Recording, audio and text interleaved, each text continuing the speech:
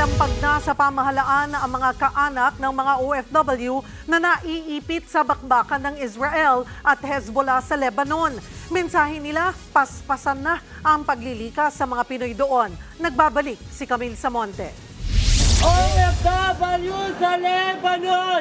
Ilikas! Ilikas! Ito ang panawagan ng Grupong Migrante International sa harap ng tanggapan ng Department of Foreign Affairs kaninang umaga. Kasama ng grupo ang ilang kaanak ng OFW sa Lebanon na naiipit dahil sa walang puknat na bakbakan ng Israel at grupong Hezbollah.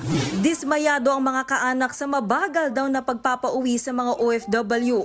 Ang anak ni Rosana, nail technician sa Lebanon. Kasama raw ang gusali na tinitirhan ng anak sa mga pinasabog sa Lebanon. Hulyo para humihingi ng tulong ang kanyang anak sa ating embahada sa Beirut, pero kahapon lang nadala sa shelter. Halos magdadalawang taon na hindi ko nakikita anak ko. Ako natuturoma sa pag-aalala. Maski yung anak ko, humingi ako ng tulong, sa uwa tumatawag ako. Puros hindi naman sinisin, kaya hindi ko alam. Ang asawa naman ni Ronaldo, pinoproblema na makakuha ng exit clearance sa Lebanon. Hawak daw kasi ng employer ang kanyang passport at iba pang dokumento. Sana raw pakiusapan ang gobyerno ng Lebanon na pauwiin ang mga OFW kahit walang pasaporte. Ang problema po sa ating embassy roon, kailangan kumpletuhin mo yung mga dokumento. Kung maaaring unahin na lang muna ang pagligtas, tsaka na po yung dokumento. Kinwestiyon naman ng migrante kung bakit hanggang ngayon ay wala pang kinukuhang chartered flight ang gobyerno para sa repatriation.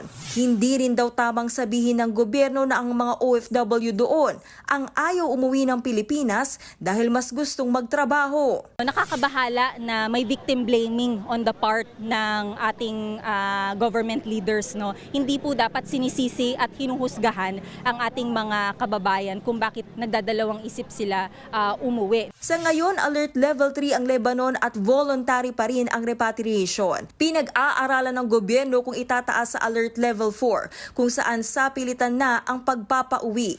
Yan daw ang isa sa mga napag-usapan sa biglaang online meeting ni Pangulong Bongbong Marcos kahapon kasama ng DFA, DMW, OWA at DND. We are always ready, we stand ready. The President has heightened our engagement. We will now mobilize our resources and assets to not just rely on commercial flight booking. Matutugunan din naman ito. So, ang ginagawa natin sa ngayon, yung mga humihingi ng tulong, kailangan ng pagsagip ay dinadala natin sa shelter. Aminado ang DMW na malaking hamon ang pagproseso ng exit clearance sa immigration authorities ng Lebanon. Pero patuloy daw silang nakikipag-ugnayan.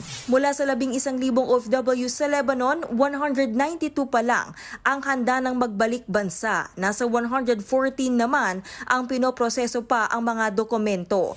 May 11 OFW na unang batch na uuwi ngayong weekend. Higit 2,000 na ang namatay sa gulo sa Lebanon. Nagbabalita mula sa Frontline, Camille Samonte, News 5. Mga kapatid, Cheryl Cosim po, huwag maging huli at maging una sa lahat sa balitaan.